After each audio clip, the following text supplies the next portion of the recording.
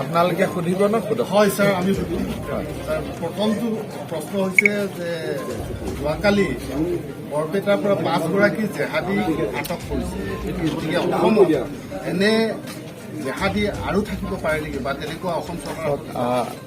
অসম পুলিচে এটা special wing এটা আমি গঠন কৰিছিলোঁ যে জেহাদী আৰু মৌলবাদীসকলৰ বিৰুদ্ধে থকা আমাৰ ইনফৰমেশ্যনবিলাকৰ ওপৰত কাম কৰিব পাৰে।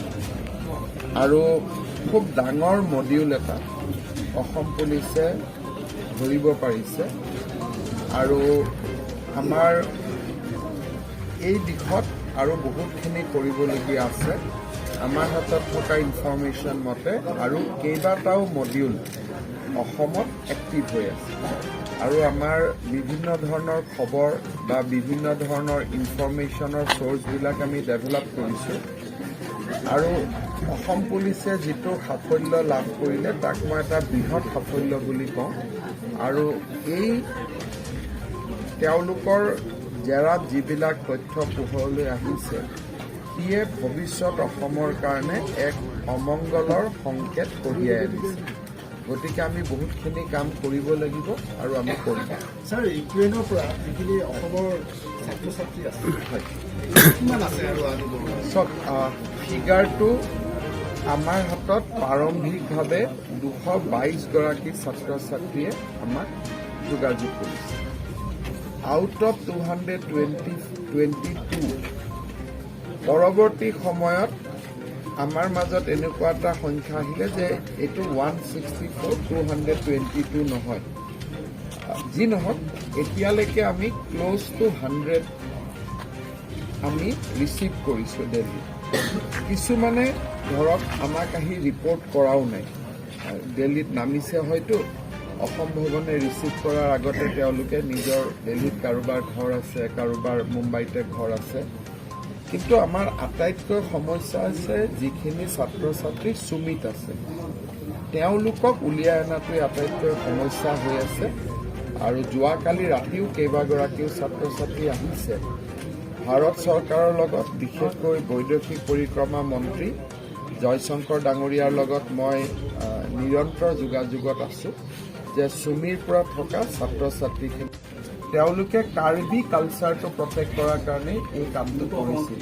গতিকে মুখ্য উদ্দেশ্যৰ পৰা যাতে আমি আঁতৰি নাযাওঁ সেইটো এটা আমাৰ প্ৰধান লক্ষ্য হ'ব লাগে। বাকী সকলোৰে কম্পনেণ্ট থাকিব। হিন্দী গানো গাম, ইংৰাজী গানো গাম, অসমীয়া গানো গাম, বঙালী গানো গাম, গুজৰাটী গানো গাম। কিন্তু মেইন যিটো উদ্দেশ্য যে টু প্ৰটেক্ট কাৰ্বি কালচাৰ সেইটো যাতে তাৰ পৰা যাতে নতুন প্ৰজন্ম আঁতৰি নাযায়।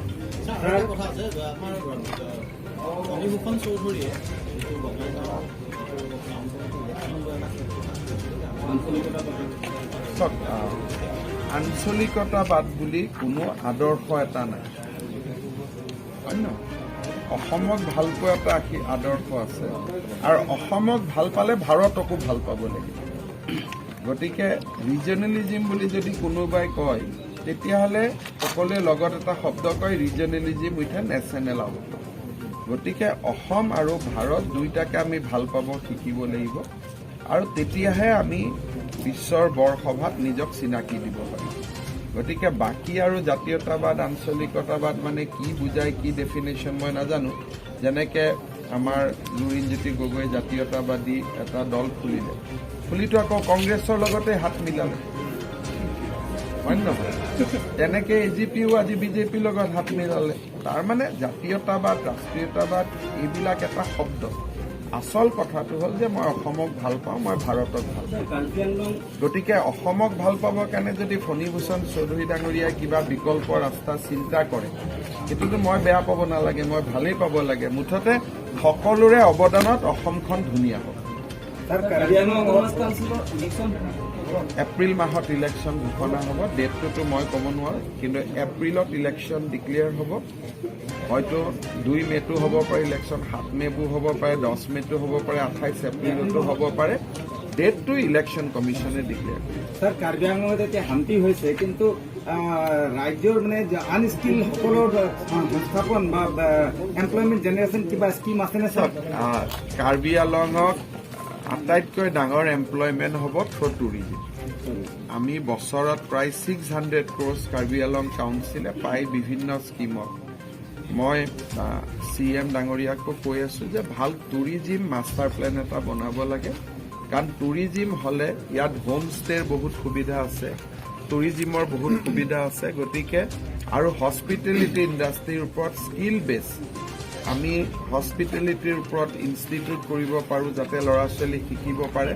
খালি কাৰ্বি আলঙৰ ল'ৰা ছোৱালী এটা যিহেতু মাজুলীত ভোটদান আছে, সেইকাৰণে মই এটাই মাত্ৰ অনুৰোধ কৰিব পাৰোঁ যে ৰাইজে যাতে আহি ভোটদান কৰে, গণতান্ত্ৰিক অধিকাৰ সাব্যস্ত। আৰু এটা কথা সুধো, 7 দিন মাত্ৰ বিহু পাতিব লাগে বুলি কৈছে আপুনি। এইটো চব যি কথা মই কোৱা নাই, মোৰ নামত এইবিলাক ভুৱা কথা প্ৰচাৰ কৰি থকাটো ভাল নহয়। আমি কৈছো যে 7 দিনৰ ভিতৰত যি বিহু পাতিব তাক আমি 1.5 লাখ টকাকৈ দিম। তাৰ পিছত 6 মাহলৈকে বিহু পাতি থাকিলে মোৰ কি আপত্তি আছে? এইবিলাক শব্দটো মই ক'তো কোৱা নাই যে 7 দিনৰ ভিতৰত বিহু পাতিব লাগে। কোনোবাই যদি 365 দিনৰ 367 দিনো বিহু পাতে, মোৰ কিয়, মই একো নহয় আপত্তি কৰিবলগীয়া। মুখ্যমন্ত্ৰীৰ এইটো অধিকাৰে নাই। কাৰোবাক কোনোবাই কালচাৰেল শ্ব' পাতিব খুজিলে, কোনোবাই বিহু পাতিব খুজিলে বাধা দিয়াৰ কোনো অধিকাৰ মুখ্যমন্ত্ৰীৰ লিষ্টত নায়েই।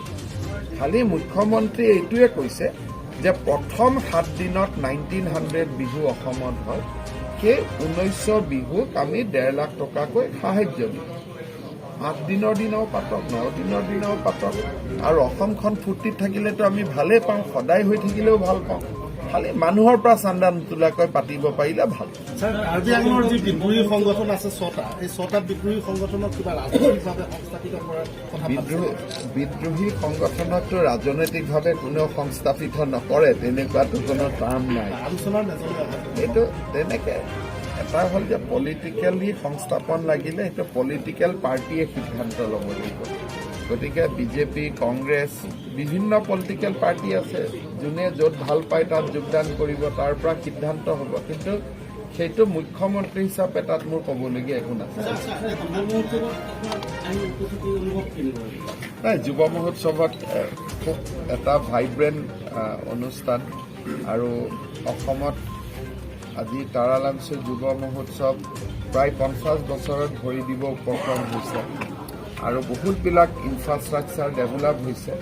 গতিকে এইটো অকল আমি কাৰ্বি আলং বুলি নহয়, এটা অসমৰ কেলেণ্ডাৰ ইভেণ্ট হিচাপে আমি প্ৰজেক্ট কৰিব পাৰোঁ। কাৰ্বি শান্তি চুক্তিটো এই বিষয়ে উল্লেখ আছে।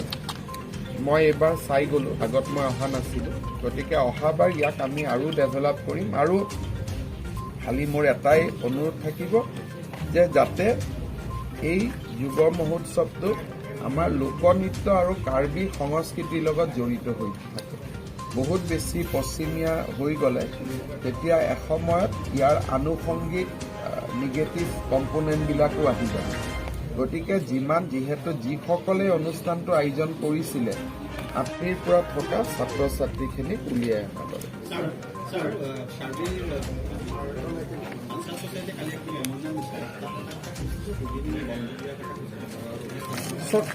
কাৰ্বি আলঙত স্থানীয় বন্ধ দিয়াৰ যিটো কথা কৈছে, সেই বিষয়টো ঠিক আছে। অহাবাৰ আহক, অহাবাৰ আমি ভাল কৰি আলোচনা কৰিব।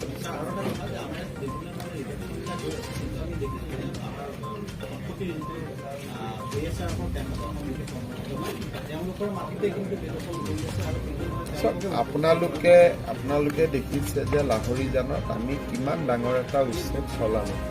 গতিকে সেইটোৱে এটা ইণ্ডিকেট কৰে যে অসম পুলিচে বা অসম চৰকাৰ বা কাৰ্বি আলং স্বায়ত্তশাসিত পৰিষদে উচ্ছেদৰ ওপৰত কিমান গুৰুত্ব দিছে। এতিয়া আপোনালোকে যদি মোক কয় যে ছাৰ অমুকতো আছে তমুকতো আছে, এইটোতো ৰিয়েলিটি অফ লাইফ। এইটোতো আগত তেনেকৈ উচ্ছেদ কৰি মানে মাটিত বহিব দিলে, এতিয়া লাহে লাহে আমি কৰি যাম। কিন্তু সকলো নহয়, এনেকুৱাও আছে যে DC কোৰ্টৰ ভিতৰতো বহুত জেগাত মানুহে মাটি দখল কৰি থৈছে, ধুবুৰী জেগাত। তেনেকুৱা আমাৰ চৰকাৰী মাটিত, চৰকাৰী এগ্ৰিকালচাৰ ফাৰ্মত, চৰকাৰী চিড ফাৰ্মত, চৰকাৰী ফিচাৰীত, চৰকাৰী কাৰ্যালয়ত, এইটো কাৰ্বি আলংটো এটা উদাহৰণ নহয়, এনেকুৱা অসমত মিনিমাম 1-1.5 উদাহৰণ হ'ব য'ত চৰকাৰী একেবাৰে ইম্পৰ্টেণ্ট কাৰ্যালয়ৰ মাটিয়ে দখল কৰি বহি আছে। চ' এইটো লং ডাউন প্ৰচেছ, কিন্তু আপোনালোকে জানে যে উচ্ছেদ যেতিয়া আপোনালোকে কৰিব যায়, বুলডজাৰ, JCB এইবিলাক দেখা যায়, তেতিয়া কিছুমান মানুহে তাৰ বিৰুদ্ধেও কয়। গতিকে চৰকাৰে বেলেঞ্চ কৰি এটা সামঞ্জস্য ৰক্ষা কৰি কাম কৰি থাকিব লাগে।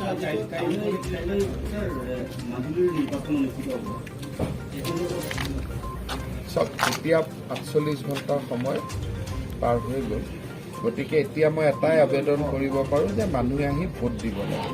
কোন দলক ভোট দিব লাগে, ৰিজাল্ট কি হ'ব, এতিয়া আজিৰ ইলেকশ্যনৰ সম্বন্ধটো মই ক'ব নোৱাৰোঁ, কাৰণ আমাৰ ভোটদান চলি আছে। অহাকালি যিহেতু মাজুলীত ভোটদান আছে, সেইকাৰণে মই এটাই মাত্ৰ অনুৰোধ কৰিব পাৰোঁ যে ৰাইজে যাতে আহি ভোটদান কৰে, গণতান্ত্ৰিক অধিকাৰ সাব্যস্ত। এইটো চাওক, যি কথা মই কোৱা নাই, মোৰ নামত এইবিলাক ভুৱা কথা প্ৰচাৰ কৰি থকাটো ভাল নহয়।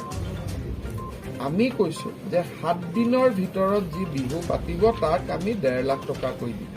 তাৰপিছত 6,000 টিচাৰ পোষ্ট খালী হৈ আছে আণ্ডাৰ ST হিল, কিন্তু কোনো ওলাই যাব নোখোজে। নলবাৰীত চাকৰি কৰিব নোখোজে, গোৱালপাৰাত চাকৰি কৰিব নোখোজে, ডিব্ৰুগড়ত কৰিব নোখোজে। সেইকাৰণে কাৰ্বি আলঙৰ ভিতৰতো স্ক'প লিমিটেড থাকিব। কাৰ্বি আলঙৰ ল'ৰা ছোৱালীয়ে অসমখনকো নিজৰ বুলি ভাবি অসমত গ'লে তেতিয়া মই ভাবোঁ ইয়াৰ নিবনুৱা সমস্যা বহুত সমাধান কৰিব। বহুত বেছি ইণ্ডাষ্ট্ৰী কৰিলে কাৰ্বি আলংখন বেয়া হৈ যাব। ইয়াত যিটো কাৰণে মানুহ কাৰ্বি আলঙত আহে সেইটোৱে গণ্ডগোল হৈ যাব।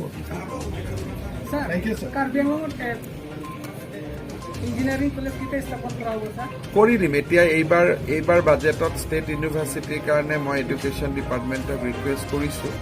আমাৰ মেডিকেল হৈ গ'ল, কেঞ্চাৰ হৈ গ'ল, পলিটেকনিকতো ছাবজেক্ট বঢ়াব লাগে, ইঞ্জিনিয়াৰিং হ'ব লাগে, মেডিকেল হ'ব লাগে। ৰাজ্যতো যিমান নাই সিমান কাৰ্বি আলঙত হৈ আছে। আপোনালোকে যদি কম্পেয়াৰ কৰে তেতিয়াহ'লে নাগালেণ্ড, মেঘালয়, মিজোৰাম, ছিকিম এইবিলাকত যিমান অনুষ্ঠান নাই, এতিয়াতো কাৰ্বি আলঙত হৈ আছে। Karbi Along is becoming A super state, not only autonomous state, তাৰো ওপৰত গৈ Karbi Along is becoming A super state. Article 244 এৰ বিষয়ে কিবা নহয়, it has become a super state.